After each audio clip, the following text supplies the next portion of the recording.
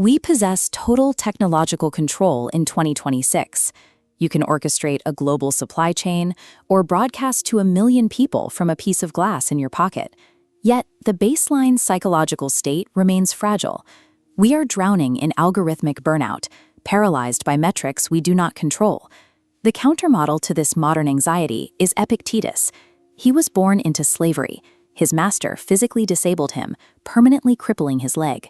Stripped of bodily autonomy, property, and legal rights, Epictetus built a psychological architecture that allowed him to transcend physical subjugation and become Rome's most sought-after philosopher.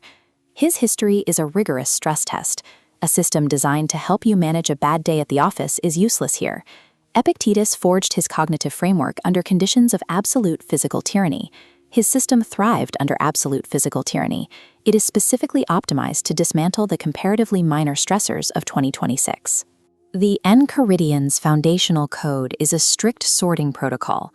Some things are in our control, and others not.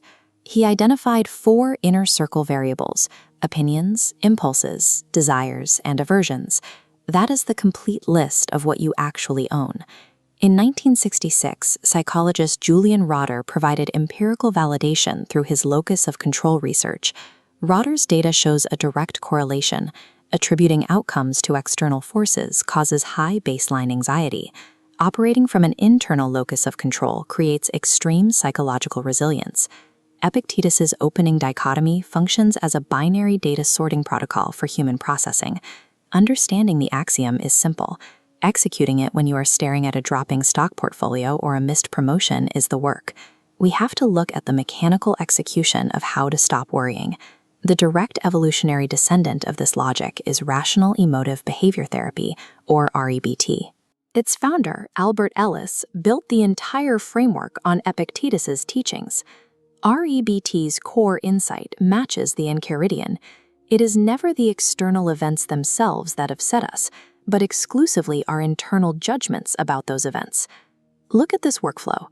Most people believe an activating event, like a bad review, directly causes the consequence of distress. REBT proves that belief is the middle variable. A bad review doesn't cause anxiety. Your belief that you must have universal approval causes the anxiety. Distress is the measurable gap between an uncontrollable external metric and your own irrational demand that the metric should be different. Modern cognitive distress is a processing error. We are assigning our judgment to external APIs rather than our own logic. Let's apply this sorting algorithm to 2026's most volatile domain, social media. Algorithm shifts, engagement metrics, and the opinions of strangers are strictly external variables. You do not dictate the code of a platform. You do not control a stranger's reaction. Drag all of it into the out-of-control bin. Your screen time boundaries, your personal response, and the intention behind your work are the only internal variables. These route directly to the in-control bin. The exact same logic applies to your career. You cannot control macroeconomic trends, AI job replacement, or whether your boss recognizes your value. You control your daily deep work and the refinement of your specific craft. Identifying the exact edge of your influence prevents the recursive loop of anxiety. Subscribe to Growth Systems Daily for weekly executable systems to keep that boundary sharp. Grinding to optimize external professional metrics guarantees burnout. Optimizing the internal craft creates compounding leverage. The algorithm faces its hardest test when applied to interpersonal relationships and identity. How others behave, the effort they put in, or their response times feel personal, but they are still external variables. You do not control them. You regain control by removing your irrational demands on other people. You focus exclusively on maintaining your own standard of character and communication. This solves the modern crisis of identity. We tie our worth to digital footprints and corporate titles, external inputs held hostage by the public.